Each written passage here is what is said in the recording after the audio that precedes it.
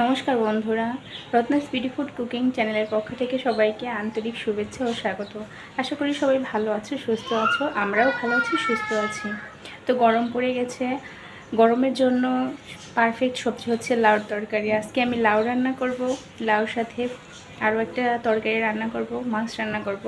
তা আজকে রান্না করব ট্যাংরা মাছ আর পুঁটি মাছ, দুইটা মিলিয়ে বেগুন দিয়ে। তো বন্ধুরা, একটু পাতলা ঝোল করব, স্বাস্থ্যসম্মত খাবার আজকে তৈরি করব। তো বন্ধুরা, তোমরা সাথে থাকো, দেখতে থাকো। আজকে রান্নাবান্না করছি, তোমাদের কাছে শেয়ার করছি। অবশ্যই ভিডিওটি প্রথম থেকে শেষ পর্যন্ত দেখবে, সঙ্গে থাকবে, পাশে থাকবে। যারা নতুন ভিডিও দেখছো তারা অবশ্যই চ্যানেলটি সাবস্ক্রাইব করে সাথে থাকবে, পাশে থাকবে। তো চলো বন্ধুরা যাই।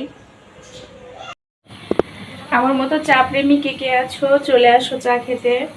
তো চা তৈরি করে নিলাম একটা, এখন চা খাবো আর কাজকর্ম শুরু করব। খুবই এনার্জি পাচ্ছিলাম না, একদমই না। তো ভাবলাম এক কাপ চা খেয়ে কাজকর্ম শুরু করে দেই।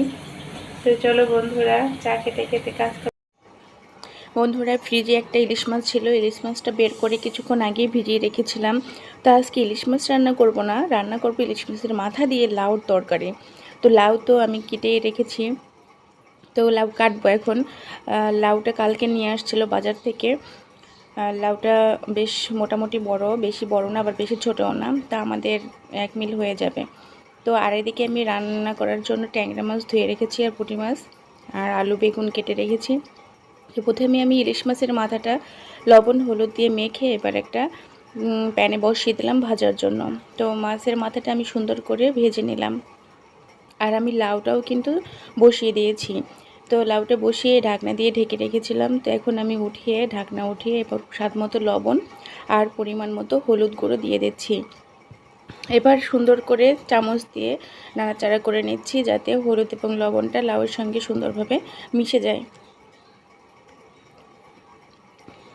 তো কিছুক্ষণ আমি লাউ তরকারিটা ফুটিয়ে নিয়েছি। তো লাউ প্রায় অর্ধেক ডাল হয়ে গেছে। এবার আমি ইলিশ মাছের মাথাটা দিলাম। ইলিশ মাছের মাথাটা দিয়ে এবার আমি সুন্দর করে আবারও ভালো করে নাড়াচাড়া করে নিচ্ছি, যাতে মাছের মাথাটা লাউয়ের তরকারির সঙ্গে ভালো করে মিশে যায়।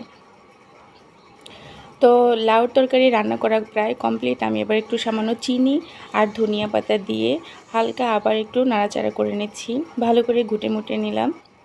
এবার ঘুটে মুটে আবার সুন্দর করে নাড়াচাড়া করে আমি এবার লাউ তরকারি তুলে নিলাম।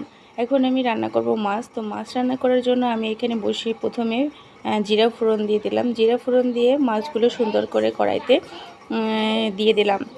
তো আমি একটু সময় জাল করে নিয়ে পরিমাণ মতো জল দিয়ে দিলাম।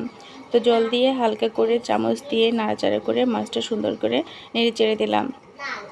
এবার আমি দিয়ে দিলাম সামান্য ভাজা ধনিয়ার গুঁড়া আর দিয়ে দিলাম ভাজা জিরার গুঁড়া। আমি বেশি মশলা ইউজ করলাম না তরকারিতে। আর ভেজে রাখা বেগুনটা আমি ভেজে রেখেছিলাম আগেই। তো এখন এগুলো দিয়ে আমি হালকা চামচ দিয়ে নাড়াচাড়া করে দিলাম। গরম তো, যে কারণে আমি বেশি মশলা তরকারিতে ব্যবহার করতেছি না, সেক্ষেত্রে হালকা মশলাই রান্নাটা করছি।